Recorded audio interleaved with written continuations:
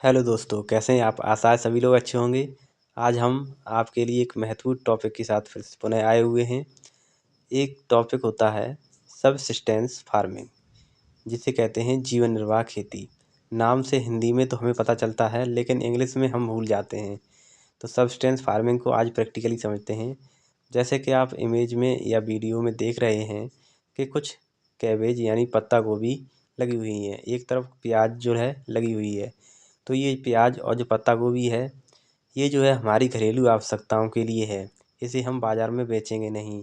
तो इस तरह की खेती जो अब हम घरेलू आवश्यकताओं के लिए करते हैं, तो उसे बोलते हैं सबसिस्टेंस फार्मिंग यानी जीवन निर्वाह खेती।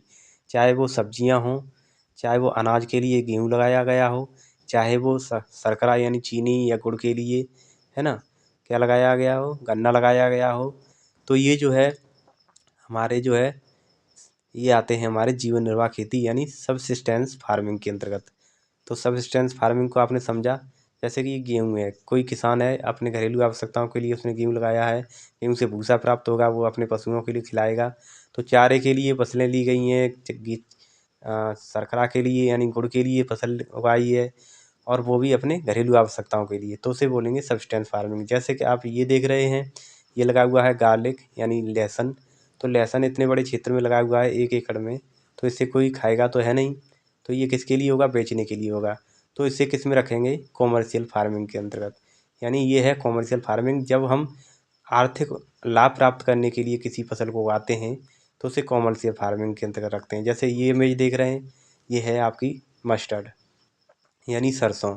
तो सरसों तिलहनी फसल है, तेल प्राप्त होता है। तो ये छोटे क्षेत्र में लगी हुई है। तो इसका मतलब ये है कि ये किसान ने अपने घरेलू आवश्यकताओं की पूर्ति के लिए एक वर्ष में कितने तेल की आवश्यकता होती है उस हिसाब से लगाया गया। तो ये है सबसिस्टेंस फार्मिंग के अंतर्गत आएगा।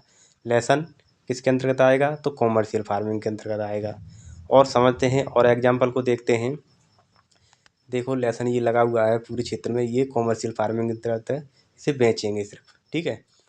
चलिए और समझते हैं विस्तृत रूप से एग्जाम्पल से। जैसे ये लगा हुआ है, पालक लगा हुआ है जो सब्जी के रूप में, और टमाटर लगे हुए हैं। तो ये किसान इसे बेचेगा नहीं, इसे क्या करेगा? अपने घरेलू आवश्यकताओं में उपयोग में लेगा। तो ये क्या हो गया? आपका सबसिस्टेंस फार्मिंग, ठीक है। और जैसे आगे और देखिए, ये जो है ये क्या लगा हुआ है? ये हमारी कैरोट यानी गाजर लगी हुई है। तो ये भी किसान अपने घरेलू आवश्यकताओं के लिए है, इसे भी किसान बेचेगा नहीं। जब ये बड़े क्षेत्र में लगती और जब इसे किसान बाजार में बेचता, तो ये हो जाती कॉमर्शियल।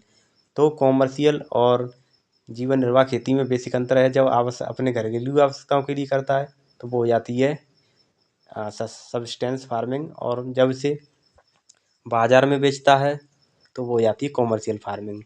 तो कॉमर्शियल फार्मिंग जो है बड़े से क्षेत्र में बड़े पैमाने पर की जाती है, ठीक है।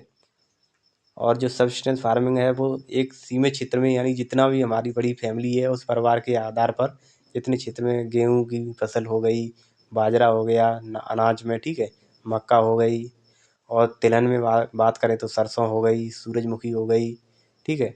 और जो है सूरजमुखी का हालांकि तेल खाने में यूज नहीं होता, ठीक है, वो कॉमर्शियल फार्मिंग के अंतर्गत आएगी। और अन्न की बात करें तो मूंगफली हो गई, छोटे क्षेत्र में मूंगफली की फसल कर ली। या फिर किसी ने जो है गन्ना लगा लिया अपने फ्रेश खाने के लिए, और जो है उसके बाद कुछ अन्य चीज़ लगा ली, है ना। जो भी एग्रीकल्चर में कम्युनिटी होती है वो सभी को अगर लगाया है उसने घरेलू आवश्यकताओं के लिए, तो वो हो गया सबसिस्टेंस फार्मिंग। और उसने बाजार में बेचने के लिए लगाया है, तो वो हो गया कॉमर्शियल फार्मिंग। तो